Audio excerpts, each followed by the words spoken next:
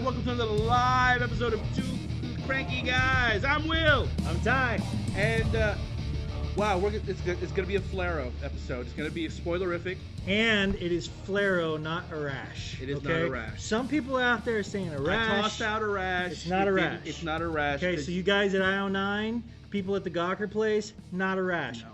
Flarrow. Okay? Flarrow, yeah. Flarrow. Yeah. Okay. Because a rash needs ointment. It's true. I like that. It's good. Thanks. I'm going to put that You know, out I there. try. Yeah. I try. So, we had an awesome crossover. Hell yeah, man. We it's had good. a phenomenal like that. crossover. It's good stuff. Really was awesome. We had Flash, we had Arrow, we had the whole gang. was everybody there. coming together. Well, there wasn't any Firestorm. That would have been kind of cool. But Firestorm would have been awesome. Firestorm Firestorm would would have have been cool. really been phenomenal if we'd had that. But it's entirely possible if Firestorm was there, everybody else might not have had to show up.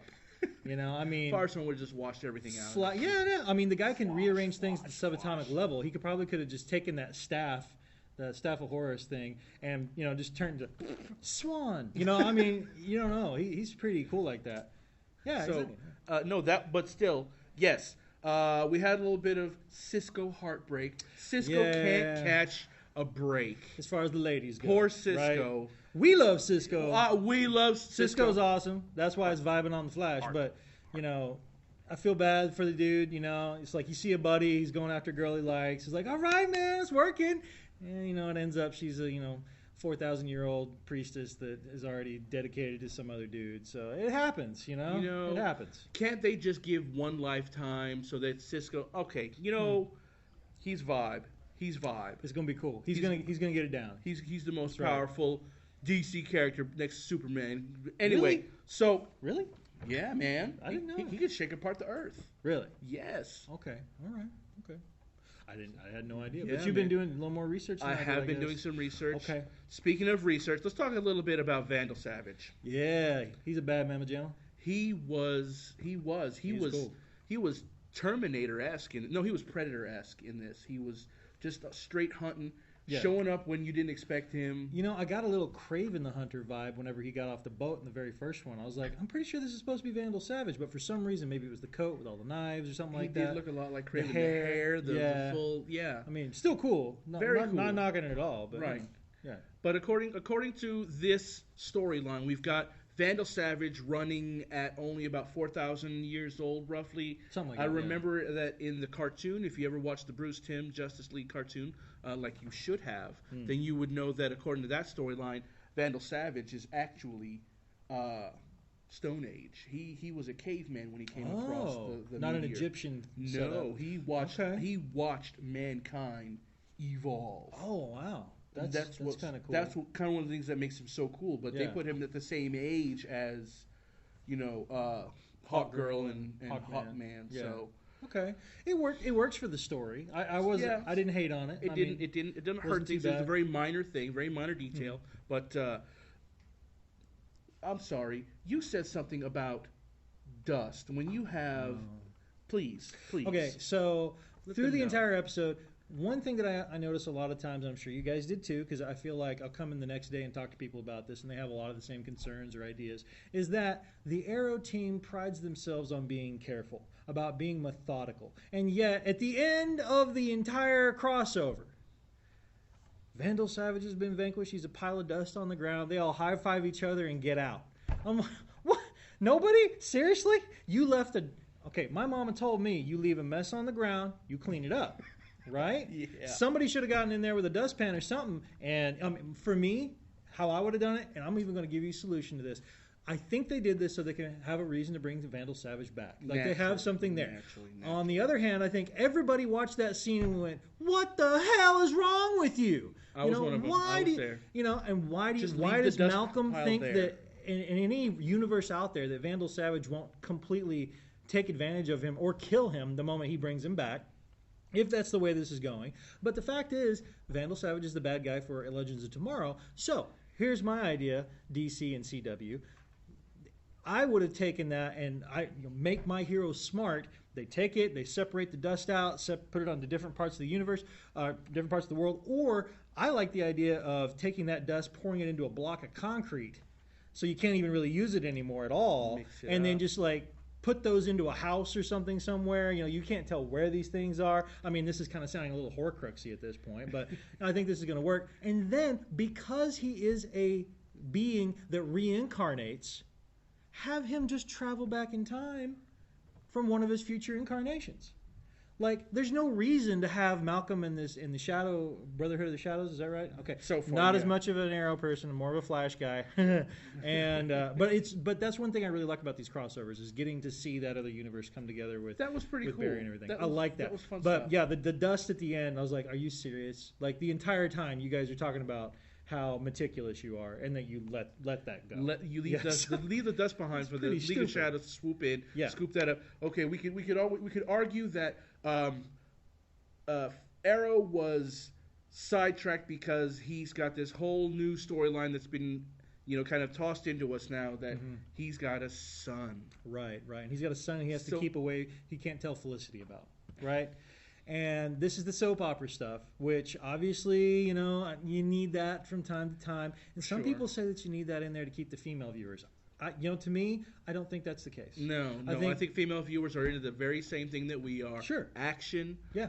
Great storyline. Good storyline, yeah. Fun characters that use their powers. Right, Yeah. right. And think about it. Like, I got to say, a lot of us, I'm sure you included, have thought about what's it going to be like if I ever got a chance to fly, if I was invisible, if I was a vigilante that I had to act like Batman, how would I kit myself out, right?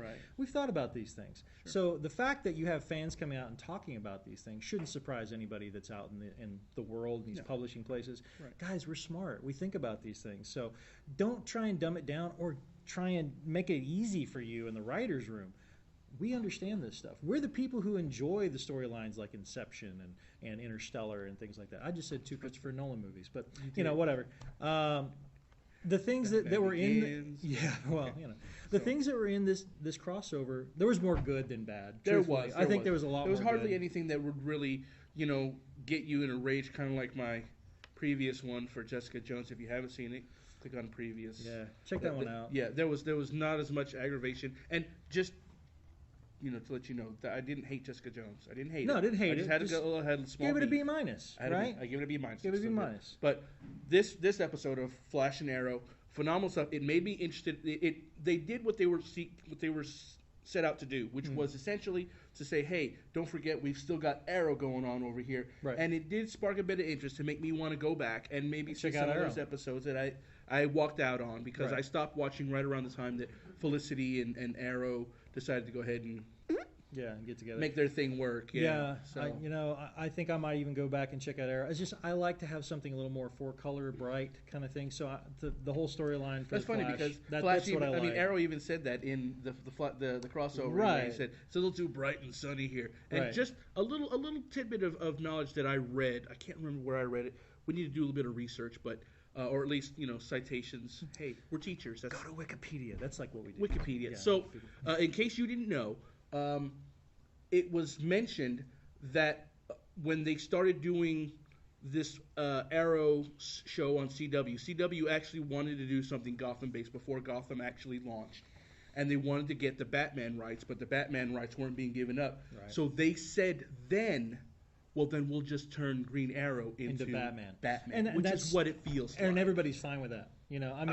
I shouldn't say everybody. I'm spoiled off a Bruce Timm storyline with Justice League, where we had a bit of more fun-loving, down-to-earth. Yeah, Green Arrow is usually matched up or paired with Green Lantern, so you have Green Lantern as the right-wing kind of guy, and Green Arrow gets to be that left-wing. Kind of libertarian, or not libertarian, but more of a liberal person. Yeah, upbeat. Yeah, I'm here to help the people. Yeah, he's cracking jokes and stuff like that. Yeah, totally. So I don't mind it as much. It kind of fits. Okay. Although I got to say, with a vigilante, that the bow and arrow doesn't make as much sense to me. I like it. Trust me, I'm an archer for a long time. But as far as fighting people in the streets or in hallways or things like that, every time he smacks somebody with his bow, I'm like, that probably didn't hurt. I don't know. I'm just like, not as much as an arrow to the knee. Yeah, there you go. I'll take you out of your guard job right there. So lot of good things. One of my favorite things from the Arrow episode was, I mean, truthfully, there were lines in those episodes that they sold the whole thing for me. Whenever Speedy and the whole gang shows up at the farmhouse, they're like, a whole bunch of superheroes at a farmhouse. I think I saw this in a movie once. I'm like, right on, that's cool. I appreciate that. That was funny. Dig that. Funny. And then good in stuff. The first episode, everybody seemed to like this that I talked to, was when the Brotherhood of Shadows shows up and Barry's just like, is this how you always enter a room? What the heck? And they set it up pretty well. Like, I was like, you pretty much said that at home. The moment they said it, we said it at home. It was like, yeah, and then Barry exactly says it. What we were thinking. It's perfect. To me, that's a sign that the show's really hit its stride as far as understanding who it is and who the viewers are. So I'm really happy to see that kind of. We got some really fun stuff. In both episodes, in Flash and in Arrow, when they crossed over each other's shows, we had a really fun Barry throwing lightning and not getting it thrown back at him. Right. That was pretty freaking awesome. That was nice to see that work out for him. Also, for you Pokemon fans, it is always best to use an electric attack on a winged enemy or a flying enemy. It's true. So that was a good idea on Barry's part. Barry did that, and he pulled that off. I thought that was good. It was beautiful. Yeah. It was a beautiful thing. And also, Barry utilizing his time travel. Yeah. A lot of times I would get kind of upset at some kind of shortcut writing like that. Right. But it makes sense. I mean, this one did. You had everyone get evaporated. Right. You had a Terminator situation. You kind of knew, okay, this is where the whole time travel thing. And they set it up ahead of time. You see the ghost right along with Barry running there, so you know something's about to happen. They reference it themselves. Right. And it really messes with Barry. So I like that they had the aftermath along with it. That was really good. That was fun stuff. I think they set that up really well. It was awesome. I liked that Vandal Savage was using really old daggers and things like that. He had some flint daggers cool. From like they were fun. They were Aztec knives and all sorts of things from different ages. I thought that was really cool. One thing that bothered me a little bit was when Barry first comes up against Vandal Savage. I think that's at CC Jitters whenever he's trying to. Cisco and Kendra, right? Kendra, yeah, or Shiara, I guess that's her other name, are having their date and everything. And I really liked that, Cisco had the forethought to send a little something over to Barry and have him come rescue him and everything. But Barry, after one encounter, knows that this guy's mystical. Like, not a metahuman or anything like that. He just knows he's mystical. I'm not exactly sure how he could quantify that right away. It's just... I think that did feel a little rushed in the it felt a little shoehorned in there, because shoehorned, they wanted to have that feeling that Vandal Savage is something a little bit different, and I can appreciate that. Sure. I understand, but I think they could have done it a little bit different way. My issues, and from your talk about Jessica Jones, I think a lot of times we really are looking for the story and everything to make sense and to not drop the ball in some places. And that felt like they were trying to fit in some exposition in a line real quickly as opposed to hiding it someplace else or discovering it over time. Because it's always more fun for the characters to discover something along with the audience at the same time. I really thought that kind of dropped the ball a little bit. But overall, still fun. It's still an A. Great. It's still an A, maybe an A minus, kind of between A minus to an A plus. It's still I'll give it an A. I won't even go A minus. I'll go A. It's not an A plus. I mean, it just didn't. I'm like, A plus would be, truthfully, Guardians of the Galaxy would be up there. The first Iron Man. First Iron Man for sure. Yeah, those are A plus. Those are A plus. Those are ones that I'll sit back and talk about for a while, and reference and things like that. And I'll still talk about this, but it's not an A plus. It's an A. It's an A. You guys, CW, you're not going to park with your DC properties. You've got watchers out there. You've got fans. Now let me put this out to you guys there at the CW because I know you're watching this, and this is how you're making your decisions on things. We're influential. Go ahead and cross over with Supergirl. Okay? Supergirl's on CBS. Caught the Red Tornado episode. You had some awesome stuff happening in there, and you can see her starting to come together as a character. I want to impress other people. Go check out Supergirl. It really is coming together. I'm impressed. Really, I want to see more of it. I'm enjoying it, and I want to see Supergirl along with this Arrow and Flash team. I think she would be awesome. Whatever you guys got to do, whatever CBS is thinking, I almost hope Supergirl's getting low ratings so CW has more of a leg up to try and pull everything together. But if we all say we'd like to see this, I know there's some people who are like, I don't want to see Supergirl with these people, but I think I really do. That allows us to have these big bads to come in. You know, we wouldn't otherwise get to see. The fact that she's unseasoned, getting with a overpowered, unseasoned character, meeting with very seasoned, underpowered by comparison characters like Arrow and compared to the Flash. Right. Supergirl still could. There's a lot of ways with Supergirl that I see her. She's not as fast as Superman. She's not coming across as fast. She's not as seasoned, obviously, so she doesn't seem as powerful as Superman in a lot of ways. Right. Although I have to say, with the Red Tornado episode, which I got to see recently, there's a scene with her and her heat vision that was amazing. I mean, you just see her just unleash that thing, and you see basically what you got to see in kind of what you got to see in Man of Steel. Like the hole around her eyes was lit up. You see the veins in her face, and she's just like, I want to have like a GIF of that over and over. It was powerful. It was really cool. And so maybe we can set up a review of some Supergirl episodes. I think we're gonna have to. If you guys like the idea, then please comment down below. Give me the comments. Let us know. Let us know. Don't be afraid to favorite. Don't be afraid to thumbs up. We don't mind that. Subscribe even. Hey. love us with subscriptions. Or we'll hate you with hamsters. Or we'll hit you with hamsters. Yeah. We'll hate you with hamsters. Yeah. So, they'll be frozen, so they'll hurt more. They will. Kapuya. Yeah. All right. This has been another live episode of Two Cranky Guys. Right. We're vibing on the Flash. Vibing on flarrow. Flarrow. Yeah. Flarrow, not a rash. Not a rash. Because a rash needs... Right. I'm still Will. I'm always Tom. Woo!